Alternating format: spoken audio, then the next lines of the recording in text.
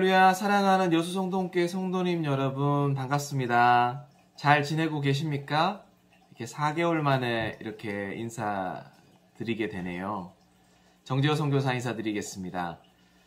아마 한국은 지금 많이 좀 더울 것 같은데 알래스카도 좀 지금 요즘 좀 덥습니다. 더워도 좀 춥긴 한데요. 추울 때도 있고 그런데 네. 저희 이렇게 많이 적응해가지고 잘 지내고 있습니다. 기도해 주셔서 너무너무 감사드립니다. 말씀 전할 수 있는 기회를 주셔서 너무너무 감사드립니다. 함께 기도하고 말씀 나누도록 하겠습니다. 사랑하는 예수님, 이 시간을 감사드립니다. 주님, 이 시간을 축복하여 주시옵소서. 제가 주님의 도구가 되기를 원합니다. 주님 홀로 영광 받아 주시옵소서. 주님 지금 이 장소에서 주님의 임재를 경험하기를 원합니다. 예수님의 이름으로 기도합니다. 아멘. 저희가 신앙생활을 하면서 하나님 말씀을 이렇게 보다가 보면 기도에 대해서 말씀을 참 많이 보게 됩니다. 구하라, 찾으라, 문을 두드리라, 성령 안에서 기도하라, 범사에 기도하라, 항상 기도하라, 내 마음을 하나님께 쏟으라 등 기도에 관한 예가 참 많이 있습니다. 왜 그럴까요? 기도는 믿는 자에게 너무나도 중요하기 때문입니다. 할렐루야, 아멘. 하나님은 여전히 믿는 자의 기도를 통해서 역사하십니다.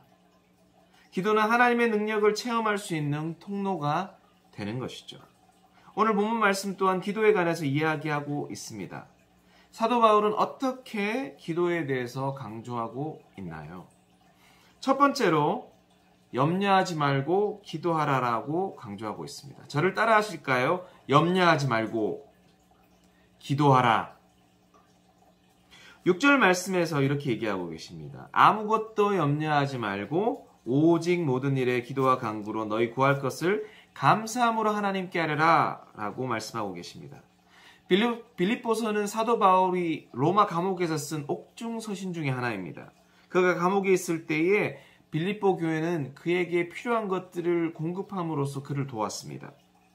사도 바울은 빌립보 교회의 신실한 도움으로 너무너무 감사했고 그는 일종의 감사의 편지로 빌립보서를 썼습니다. 그래서 빌립보서에는 빌립보 교회 성도들을 향한 감사와 칭찬이 가득합니다. 빌립보서는 그리스도인들의 삶에서 두 가지를 강조하고 있는데요. 첫 번째는 기쁨입니다. 기쁨이란 단어가 명사와 동사의 형태로 10번 이상 사용되었습니다. 그가 감옥에 있다는 사실을 감안했을 때 그의 믿음이 얼마나 깊은지 알 수 있습니다. 두 번째는 믿는 자들 간의 연합과 교제의 중요성입니다. 사도 바울은 우리는 서로를 향해서 예수님의 마음을 가져야 한다라고 이야기하고 있습니다. 그는 복음을 위해서 함께 일어서야 하고 협력하도록 권하고 있습니다. 사도 바울은 감옥에 있습니다. 그때 당시의 감옥은 현대의 감옥보다 훨씬 더 열악했을 것입니다. 그는 자신의 미래도 전혀 알 수 없었습니다. 그가 언제 죽을지, 언제 감옥에서 풀려날 수 있을지 등 불확실함 투성이었습니다. 하지만 그는 빌립보 교회를 향해서 아무것도 염려하지 말라라고 이야기하고 있는 것이죠. 그는 정말로 놀라운 믿음의 사람입니다. 저는 청년 시절에 이 말씀을 묵상하면서 이렇게 생각하곤 했습니다. 어떻게 이 상황에서 이렇게 얘기할 수 있을까? 이거 거의 불가능한 거 아니야? 라고요. 그는 전혀 자유롭지 않았지만요. 그는 빌립보 교인들을 향해서 아무것도 염려하지 말라라고 강하게 명령하고 있는 것입니다.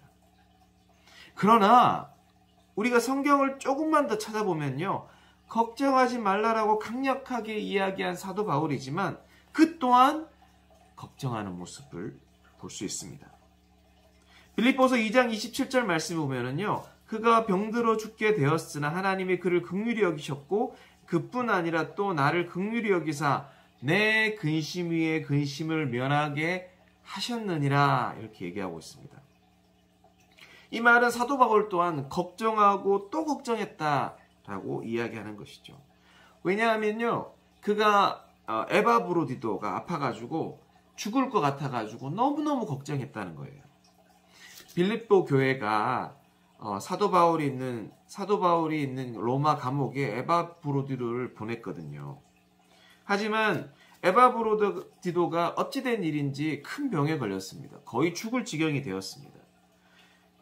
그가 빌립보 교회에서 로마로 가는 길에 병에 걸렸는지 감옥에 있는 사도 바울을 너무 무리하게 돌보다가 병에 걸렸는지 정확하게 알 수는 없습니다.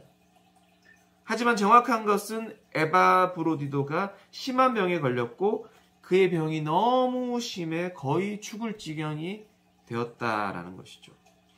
모든 교회가 그를 위해 걱정했고 사도 바울 또한 근심 위에 근심이라고 표현할 정도로 그를 위해 걱정하고 또 걱정했다라고 이야기하고 있습니다.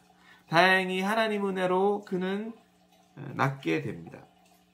사도 바울은 성경 표현으로 근심 위에 근심을 면하게 되었다라고 고백하고 있습니다. 심지어 놀라운 믿음의 사람조차도 염려로부터 자유롭지가 않습니다. 하지만 예수님께서는 성경에서 염려하지 말라라고 하고 계십니다. 때때로 저는 이렇게 생각했어요. 저는 예수님께서 염려하지 말라라고 요구하는 것이 우리하고 맞지 않는 것 같아요. 어째 사람이 염려를 안 합니까? 예수님은 염려를 안 하시겠지만 사람은 염려를 안 하는 것이 불가능한디요. 예수님. 이렇게 생각을 했었습니다. 왜냐하면 저 또한 걱정하니까요. 하지만 예수님께서는 우리에게 강력하게 염려하지 말라라고 명령하고 계시죠. 그렇다면 왜 예수님께서 이렇게 강력하게 명령하시는 걸까요? 첫 번째로 예수님께서는 우리가 염려에 취약하다는 것을 너무 잘 아시기 때문이죠.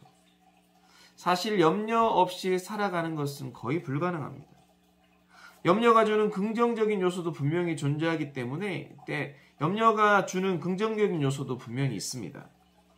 걱정이 되고 염려가 되니까 일을 열심히 하게 되고 앞날이 걱정이 되기 때문에 계획을 세우게 되고 또한 대비를 하게 되는 것이죠.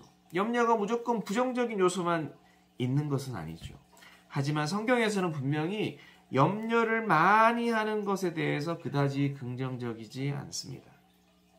어떤 사람은 걱정을 조금 합니다. 어떤 사람은 걱정을 너무 많이 합니다. 걱정하는 정도도 사람의 성향에 따라 약간 다른 것 같아요. 그럴지라도 염려는 적게 할수록 좋습니다. 할렐루야. 두 번째로 예수님께서는 원수가 우리에게 염려를 주는 것을 아시기 때문입니다. 원수는 오직 우리를 도둑질하고 죽이고 파괴하려고 합니다. 그는 쉬지 않습니다. 그는 항상 우리 주위에 돌아다닙니다. 우리는 잠을 자지만 그는 잠도 자지 않습니다. 그는 우리가 하나님께 나아가는 것을 방해합니다. 그는 우리가 하나님 말씀 앞으로 나아가는 것, 기도하는 것, 전도하는 것, 하나님 나라 확장을 위해서 살고자 하는 것을 못하게 합니다. 우리는 이러한 영적인 세계가 있다는 것과 악한 영이 있다는 것을 결코 간과해서는 안 되는 것이죠. 세 번째로는요, 하나님께서 우리를 보호하시기 때문입니다. 하나님은 여전히 우리를 보호하고 계십니다. 이 사실을 믿으십니까? 아멘. 가끔은 하나님이 온 세상을 붙들고 계시고 우리를 보호하고 계시다는 사실을 믿기 힘들 때가 있습니다. 왜냐하면 세상이 점점 더 악해져 가고 예상치 못한 일들이 늘 일어나기 때문이죠. 마태복음 6장 26절에서 27절 말씀을 보면 이렇게 얘기하고 있습니다. 공중의 새를 보라, 심지도 않고 거두지도 않고 창고에 모아들이지도 아니하되 너희 하늘 아버지께서 기르시나니 너희는 이것들보다 귀하지 아니하냐. 너희 중에 누가 염려함으로 그 키를 한 자라도 더할 수 있겠느냐. 심지어 공중에 나는 새도 하나님께서 기르시고 하나님의 뜻이 없이는 그들이 땅에 떨어지지도 않는다라고 하십니다. 그리고 우리가 공중에 나는 새보다 훨씬 더 소중하죠. 그래서 하나님이 우리를 보호하시기에 걱정하지 말라라고 하시는 것입니다. 그러면 어떻게 하면 염려를 적게 할 수 있을까? 이 부분이 되게 중요합니다. 첫 번째는 기도하는 것입니다. 저를 한번 따라 하실까요? 기도하라. 염려하지 말고 기도하라는 것은 강한 명령입니다. 왜 우리는 염려하지 말고 기도해야 할까요? 왜냐하면요, 우리가 기도하면 우리의 염려는 잠잠해집니다. 하지만 우리가 기도하는 것을 멈출 때에 염려가 우리 속으로 슬그머니 들어옵니다. 그러므로 이 두 가지는 반드시 같이 가야 하는 것입니다. 기도하기와 염려하지 않기. 이 두 가지가 동시에 이루어질 때에 우리의 영혼은 주님 안에서 자유로울 수 있는 것입니다. 하지만 걱정이 되는데 기도를 안 하십니까? 우리가 기도하지 않을 때 우리의 영혼은 병들게 되어 있습니다. 우리는 이 사실을 마음에 반드시 새겨야 하는 것이죠. 기도는 우리의 열정을 가지고 하나님께 말하는 것입니다. 기도는 하나님을 끈질기게 붙드는 것입니다. 기도는 포기하지 않는 집념을 가지고 하나님 앞에 우리의 마음을 쏟아 붓는 것입니다. 진정한 기도의 핵심은 열정입니다. 끈기입니다. 응답받고자 하는 집념입니다. 한두 번 기도하다가 포기하는 것을 그런 것은 하나님이 원하시는 기도는 아닌 것이죠. 기도의 응답을 볼 때까지 기다려야 한다라는 것이죠. 혹시 개인적으로 커다란 문제가 있으십니까? 무언가가 일어날 때까지 기도하시기 바랍니다. 두 번째로 모든 문제 안에서 믿음을 갖는 것입니다. 따라 하시겠습니다. 믿음을 가지라. 어떻게 하면 덜 염려할 수 있을까요? 우리는 염려로부터 완벽하게 자유로울 수는 없습니다. 우리는 완벽하지 않습니다. 우리는 연약하고 부서지기 쉬운 인간입니다. 염려를 덜하기 위해서 우리는 반드시 모든 문제 안에서 믿음을 가져야만 합니다. 믿는다는 것은 우리가 고통받고 걱정하고 있는 모든 것들 가운데서 예수님을 믿는 것입니다. 여러분의 자녀들과 손자, 손녀에 대해서 여러분 걱정하고 계십니까? 재정적인 부분과 건강에 대한 부분은 또 어떤가요? 이 모든 부분에서 우리는 예수님을 믿어야만 하는 것입니다. 기도와 함께 예수님이 하실 것이라는 강한 믿음이 우리에게 절대적으로 필요한 것입니다. 저는 한국에 있을 때 비자 때문에 상당한 시간을 기다려야 했습니다. 아주 고통스러웠습니다. 앞길이 잘 안 보였습니다. 하지만 하나님 은혜로 비자가 나와서 벌써 2년이라는 시간이 지났습니다. 참 많은 것을 배웠습니다. 그런데 벌써 내년 10월 1일이면 비자가 만료가 됩니다.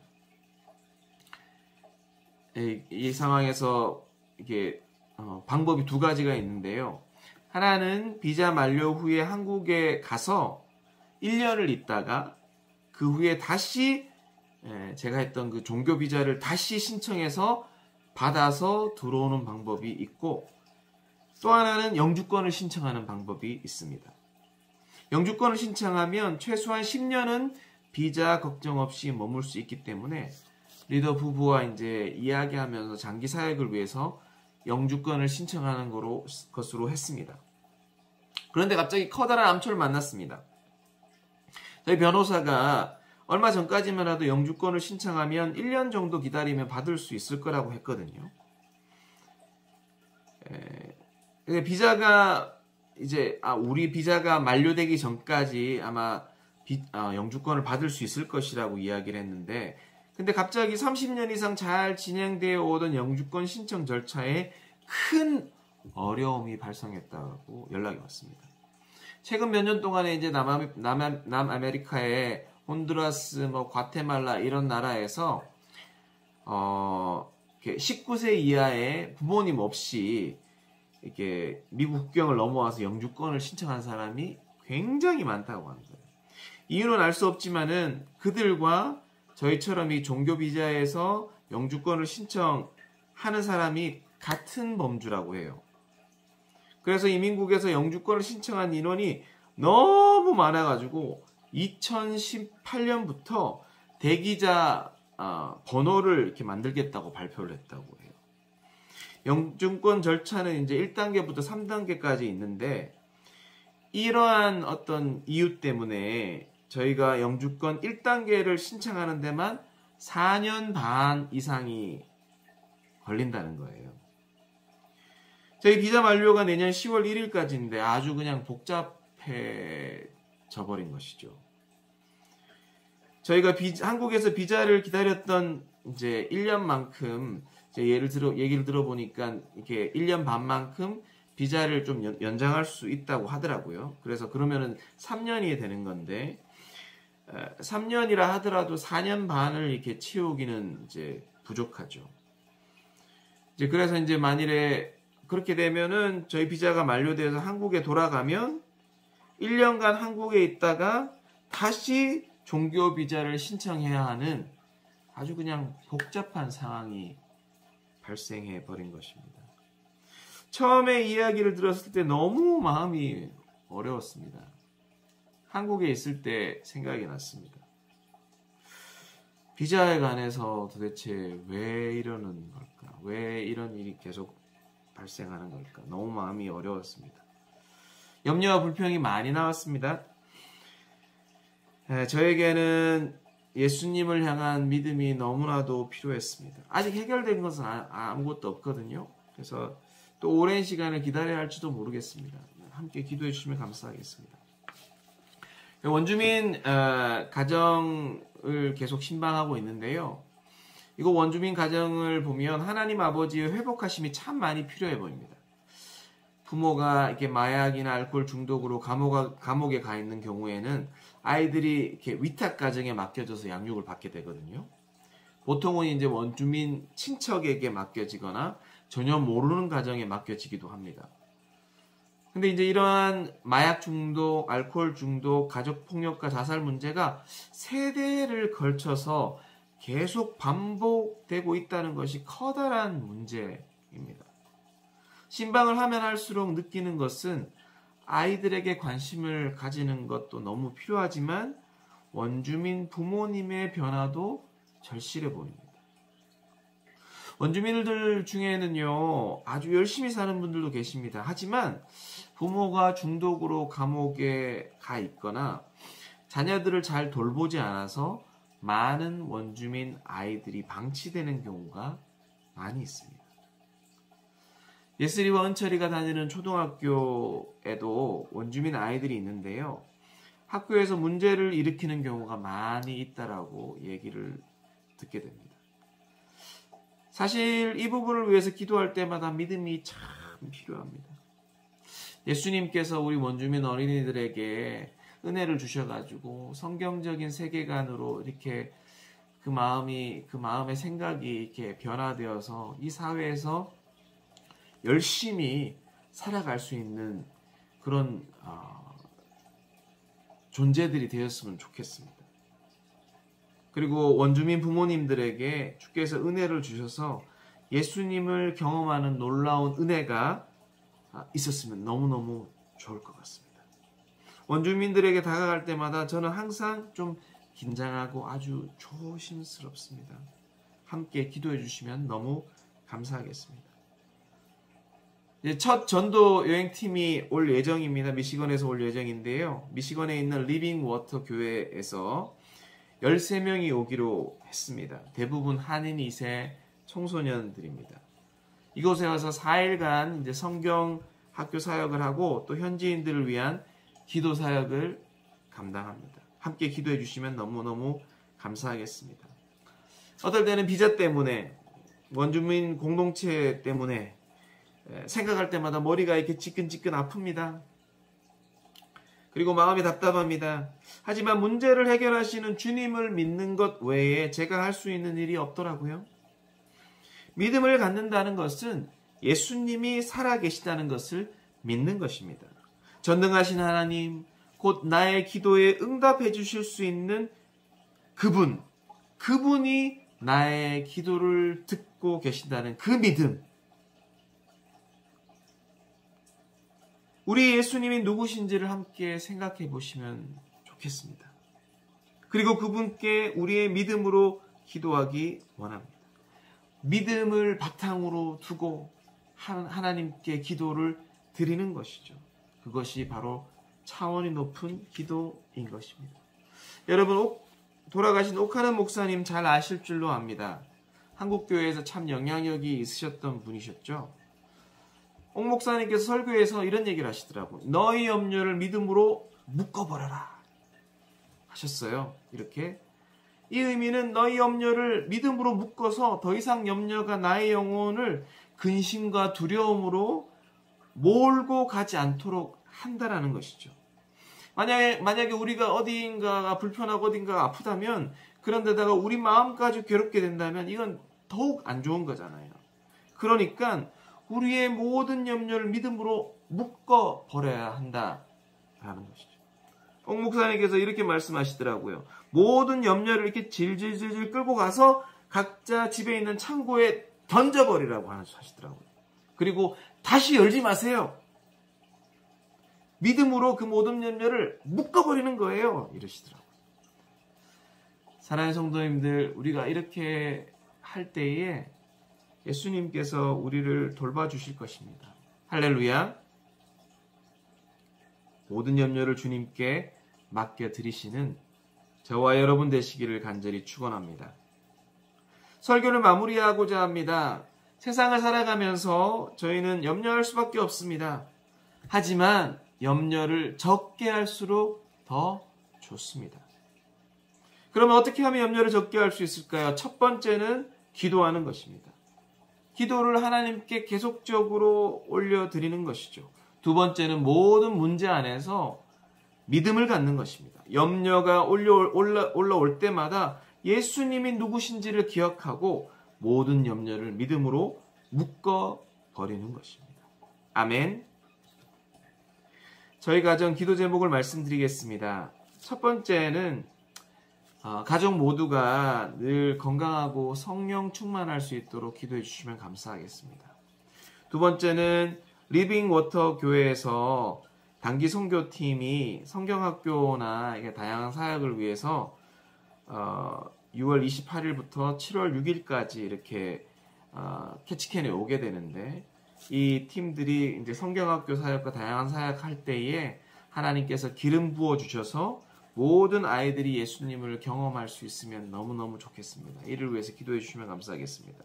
아까 나눴던 것처럼 세 번째로는 영주권과 비자 관련된 모든 절차들을 선하게 인도해 주시옵소서. 함께 기도해 주시면 감사하겠습니다. 사랑하고 축복합니다.